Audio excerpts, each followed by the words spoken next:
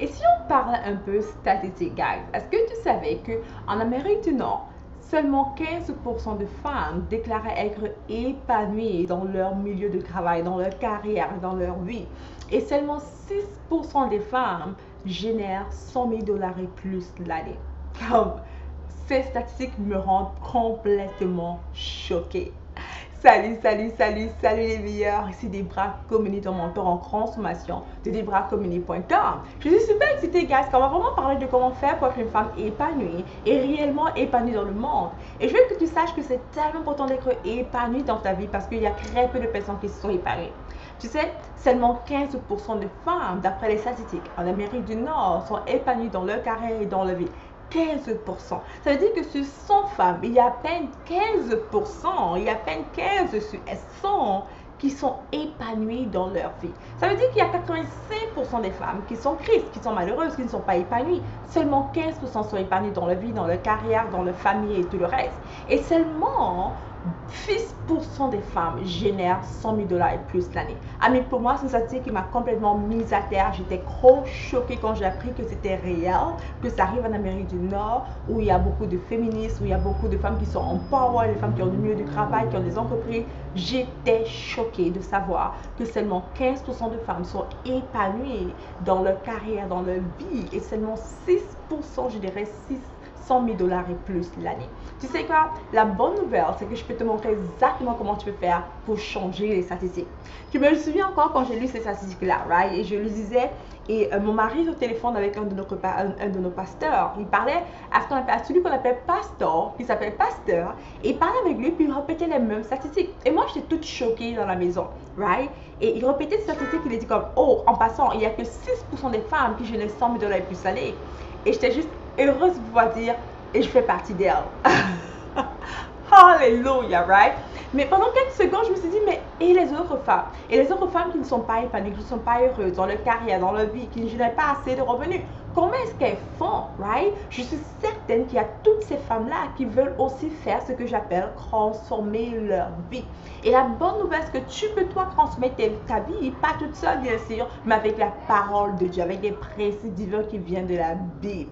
La première chose que je me suis rendu compte, que beaucoup de gens ne sont pas épanouis. Et là, on ne va pas vraiment parler d'argent forcément, right? Parce que, rappelle-toi, tu peux être millionnaire mais pas heureuse. Et tu peux juste faire 10 000 dollars l'année et être complètement épanoui. Tu peux être Mère Teresa sans forcément être riche financièrement, mais tu es riche de cœur et tu es épanoui. Et tu peux être Bill Gates, mais tu es carrément malade, triste et divorcé. Hello, you get it? Ok. So, je me suis rendu compte en fait que pour transformer ta vie, pour être quelqu'un de épanoui, il faut premièrement faire une chose. Il faut que tu puisses certainement pouvoir découvrir c'est quoi ton identité, en fait qui tu es. La raison pour laquelle beaucoup de personnes ne sont pas épanouies, c'est parce qu'ils ne savent pas qui ils sont, surtout en crise, ok?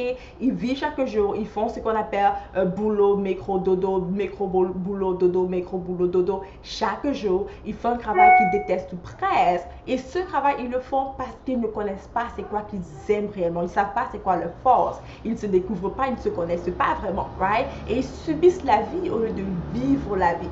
Et je vais répéter encore cela, la plupart des humains subissent leur vie au lieu de vivre leur vie. Et peut-être que c'est toi, ok? Mais je veux que quand tu m'entends et que tu te dis, waouh, Debra, si je subis ma vie et au lieu de la vivre, la bonne nouvelle c'est que je peux changer, ok? Car c'est moi qui subis, therefore je peux arrêter de subir et je peux commencer à vivre ma vie. Et pour vivre ta vie réellement, il faut d'abord que tu puisses découvrir c'est quoi ton identité et ton identité en crise, right? Tu sais, je parlais un peu plus tôt avec quelqu'un que je coach, puis elle me disait, on parle ensemble de cette identité en crise que j'ai découvert, qu'elle a découvert. Puis je l'expliquais ainsi, et même à mon équipe, j'expliquais ceci, que la personne que j'étais aujourd'hui n'aurait jamais pu croire qu'elle était qui elle est aujourd'hui. Non, je vais répéter ça. La personne que j'étais hier n'aurait jamais pu croire qu'elle serait la personne que je suis aujourd'hui. La personne calme, patiente.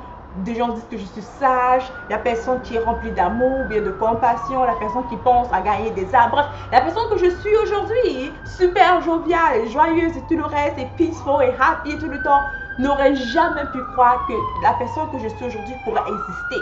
Car il y a quelques années, Quand je n'étais pas en crise, j'étais quelqu'un de complètement différent, guys. Complètement différent. Mes ambitions étaient différentes, ce que j'aimais était différent, tout était différent. Mais dès que j'ai eu cette découverte de mon identité en crise, tout a changé. Avant, j'avais ce problème avec le rejet, avec oh my god, je ne suis pas acceptée. Les gens me rejettent continuellement pour tout. Je me sentais rejetée par ma famille. Right? Pourtant, c'est dans mon imagination. Je me sentais rejetée par mon milieu de travail, mon imagination. Je me sentais rejetée partout. Right? Je n'avais pas toujours les meilleurs amis que je voulais avoir. Je me sentais rejetée. Mais dès que j'ai découvert qui je suis en Christ, je me sentis acceptée. Et partout où j'allais, même si les gens agissaient comme s'ils me rejetaient, dans mon cerveau, c'était pas qu'ils me rejetaient, c'est qu'ils m'aimaient tellement, qu'ils comprenaient qu'on n'était pas fait pour être ensemble. Hello! Right? Alors, la première que tu vas pouvoir vraiment découvrir, c'est quoi ton identité pour consommer ta vie. La deuxième chose qu'il faut faire pour consommer complètement ta vie, c'est qu'il faut vraiment t'assurer, pas seulement de découvrir c'est quoi ton identité, mais surtout de pouvoir savoir c'est quoi ta mission de vie. Qu'est-ce que Dieu t'appelle de faire? Ok? Beaucoup de gens ne sont pas épanouis parce qu'ils sont au mauvais endroit. Beaucoup de gens ne sont pas épanouis, je vais répéter ça, parce qu'ils ne sont pas ou parce qu'ils sont au mauvais endroit. Peut-être tu fais un travail que tu détestes. Tu sais que tu es appelé à être une voyageuse, right? À vivre l'expérience, à être connecté à la nature, mais tu es stocké dans un bureau de comptabilité. Right? Tu sais en toi qu'il y a un feu pour parler, écrire des livres, mais tu es stocké quelque part à être un enseignant. Tu sais qu'il y a quelque chose en toi, cet esprit de curiosité-là, qui te pousse peut-être à faire des recherches, à faire des recherches clinical research, ou bien travailler sur les DNA, les choses de ce genre. Mais tu te retrouves à faire de l'administration, bien être préposé aux soins, ou bien être ingénieur. Bref. Parce que tu ne sais pas qui tu es, ni c'est quoi ton appel, tu te retrouves à faire ce que tu n'aimes pas. Et d'effort, tu vis au travers de tes compétences et non au travers de ce que Dieu a pour toi. Tu sais, je suis graduée en RH, ok, en ressources humaines, en relations industrielles. Je peux faire le droit du travail. Je peux aider les entreprises à gérer tout le domaine de recrutement. Je peux faire les ressources humaines. Et j'ai fait tout cela pendant plus de 10 ans de ma vie. Mais devine quoi? Dès que j'ai découvert ma mission de vie, tout ce que je faisais n'avait plus aucune valeur pour moi. J'étais prête à tout laisser pour juste faire ce que je fais aujourd'hui, qui est d'impacter les autres personnes, à transformer leur vie avec la parole de Dieu. Ça, pour moi, quand je le fais, j'ai l'impression de manger, j'ai l'impression de me nourrir, parce que c'est mon appel, c'est ma mission. Je me sens tellement épanouie et heureuse lorsque je le fais. Le matin, quand je me lève, j'ai hâte de faire ce que Dieu m'a appelé à faire, right? Alors que le matin, quand je travaillais sur mes compétences, quand j'allais au travail, je me sentais que j'allais juste à l'abattoir. J'avais l'impression d'aller à l'abattoir, j'avais l'impression juste d'aller à l'abattoir le matin quand je me levais, right? Alors je suis super heureuse, épanouie. Pourquoi? Parce que je suis dans ma mission de vie. Et c'est peut-être ça qui te manque. C'est peut-être ça qui manque à 85% des femmes qui ne sont pas épanouies dans leur vie parce qu'elles ne vivent pas connectées à leur mission de vie. Elles ne savent pas c'est quoi leur mission de vie. Elles ne savent pas comment entrer dans la mission de vie. Elles font ce qu'elles ne sont pas appelées à faire d'efforts. Elles ne sont pas épanouies. Elles sont tristes et elles travaillent que pour un salaire. Hello! La troisième chose que je sais for sure qu'une personne doit faire pour consommer complètement sa vie, c'est que cette personne à tous les coups doit s'assurer de pouvoir créer l'épanouissement financier, de pouvoir réussir financièrement. Et je ne sais pas pour toi, mais pour moi, je crois réellement que les finances sont importantes, surtout pour notre génération, right? C'est important pour toi d'être riche financièrement et peu importe c'est quoi le mot riche pour toi. Pour toi, peut-être être riche veut dire faire 5 000 $ par mois. Peut-être pour toi, être riche veut dire faire 100 000 $ par mois. Peu importe c'est quoi, ok? Mais il faut que tu sois assez riche financièrement, que tu puisses recevoir assez de finances sans que les finances soient un stress, une frustration pour toi.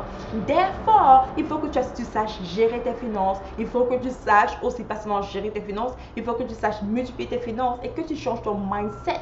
Bref, je me suis rendu compte, les meilleurs, que la raison unique pour laquelle seulement 15% des femmes sont épanouies dans leur vie, c'est parce qu'elles ne connaissent pas qui elles sont, surtout pas qu'elles sont en crise. Elles ne vivent pas selon leur mission de vie, elles sont hors de leur mission de vie et elles ne sont pas épanouies financièrement.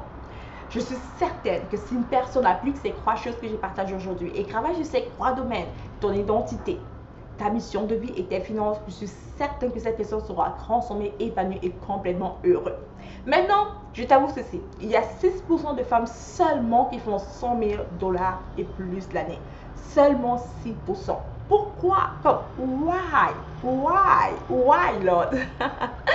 Et l'une des choses qu'on a compris dans ces domaines-là, pour comprendre pourquoi les femmes génèrent moins de revenus alors qu'il y a beaucoup de femmes qui travaillent, l'une des choses qu'on a compris en faisant les statistiques que j'ai lues, ils ont expliqué, l'article que j'ai lu a expliqué ceci, que les femmes demandaient beaucoup moins que les hommes. Par exemple, au travail, lorsqu'elles étaient embauchées pour un poste, disons qu'on choisit de lui payer 80 000 $ l'année, au lieu de négocier pour 120 000, elle dit oui à 80 000. Elles n'aiment pas négocier. Les femmes ont peur de négocier leur salaire. Et d'ailleurs, elles ne demandent pas l'augmentation de salaire. Elles ne demandent pas la promotion. Elles attendent qu'on prouve qu'elles en valent la peine pour leur donner. Alors, elles ne demandent pas. Elles veulent juste s'asseoir et attendre que le bon moment viendra. On va penser à elles puis on va en recevoir. Et guess what? Quand j'étais comme cela, je peux t'assurer que pauvre j'étais financièrement, selon moi. Quand j'étais comme ça, je peux t'assurer que Christ j'étais dans ma tête. Comme j'étais tellement pas heureuse dans mon travail, pas parce que le travail n'était pas bien, mais parce que j'avais l'impression qu'on ne me voyait pas assez, parce que j'avais l'impression qu'on ne me donnait pas la promotion. Mais devine quoi, je n'avais jamais montré mon intérêt pour la promotion. Je n'avais jamais dit que j'étais intéressée à une augmentation de salaire. J'attendais simplement que mon boss me voie et décide que je vaux la peine. Et c'est une belle erreur de ma part. C'est pour ça que je vais te suggérer de faire ceci. À partir de maintenant, choisis de potentiellement te préparer pour demander la promotion. Choisis de te préparer pour demander l'augmentation de salaire.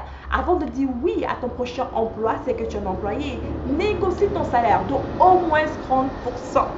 Au moins 30%. En tant qu'expert en ressources humaines, ce que je peux te dire, c'est que lorsqu'on te propose un salaire, guys, on peut aller au-delà de 30% de ce qu'on t'a proposé. Très souvent, on te propose ce qu'on appelle le minimum, ce qui est jugé être acceptable. Mais maintenant, tu peux négocier et tu peux aller jusqu'à 30% de montant qu'on t'a proposé. Tu peux négocier et en passant, quand on t'a dit oui, qu'on veut t'embaucher pour un emploi, et là, je te parle en tant qu'expert en ressources humaines, quand on veut t'embaucher pour un emploi, c'est parce qu'on a fait plein d'entretiens. L'employeur a déjà dépensé beaucoup d'argent pour les entretiens d'embauche. Il n'a pas trouvé la bonne personne parce que c'est très difficile de trouver la bonne personne. C'est très difficile. Alors lorsqu'ils ont pris la décision sur toi, ils sont prêts à faire beaucoup de choses pour ne pas te laisser partir. Therefore, n'aie pas peur de dire je veux négocier en croyant que si tu dis cela, ils vont se fâcher et ils vont juste choisir quelqu'un d'autre. Non, ils n'ont presque pas le choix. Tu sais quoi? Dans le marché du travail, l'employé est maigre. Comme l'employé est maigre, pas l'employeur. Car trouver le mind power est tellement rare. Trouver la bonne personne est tellement rare. Trouver les gens qui ont la qualité est tellement rare. Trouver les gens qui ont l'attitude, le bon caractère, qui ont la bonne énergie est tellement difficile que lorsqu'on trouve une personne en ressources humaines, on veut tout faire pour garder cette personne. Ça veut dire que tu es en meilleure position de négocier un plus grand salaire. Ne dis jamais oui. Dis d'abord, je pense, je vais réfléchir, je vais revenir. Et quand tu vas aller revenir, choisis de négocier ton salaire de au moins 30% et vois ce qu'ils vont dire. Ok? Bien sûr qu'ils risquent de ne pas te donner 30%, mais ils risquent de te donner 15% de plus que ce que tu as demandé, de ce qu'ils t'avaient proposé. Qu'est-ce que tu penses? Qu'est-ce que tu penses? Bref, pour être épanoui dans ta vie, right? Il faut que tu t'assures de travailler beaucoup sur toi. Premièrement, comme je t'ai dit, et ça c'est un mini récap, ton identité. La deuxième chose que tu vas vraiment travailler dessus aussi, c'est ton identité, mais surtout ta mission de vie. C'est quoi que Dieu t'appelle à faire en cette période de ta vie? Right? Il faut que tu puisses avoir une sorte de clarté, de vision claire pour ton futur. Et crois, il faut que tu t'assures d'être un meilleur gestionnaire de tes finances. Lorsqu'une femme que j'appelle une boss lady, ok, une boss lady, lorsqu'une femme est une boss lady, c'est lorsqu'elle master, lorsqu'elle maîtrise ces trois domaines de sa vie. Financière, identité et mission de vie. Bizarrement, quand je suis centrée sur mon identité, tout s'accorde pour moi, surtout mon identité en Christ. C'est comme tout est un flow pour moi. Je m'aligne à ce que Dieu a pour moi, right? Et quand je suis centrée vraiment aussi sur mes finances, il y a des petits bobos que je n'ai plus dans mon cœur, right? Surtout financiers. Il y a des problèmes financiers que tu n'as pas, right? Tu es juste épanoui financièrement. Tu peux aider ton église locale à impacter la vie de plusieurs personnes. Tu peux envoyer les missionnaires. Tu peux aider à ce qu'ils créent des événements. Tu peux faire plein de choses dans les finances. Et surtout lorsque, girl, tu es dans ta mission de vie, il n'y a rien de mieux qui te rend aussi mieux épanoui. Tu sais, avoir un mariage est super cool et amazing. Avoir des enfants est extraordinaire. Avoir une belle carrière est fantastique.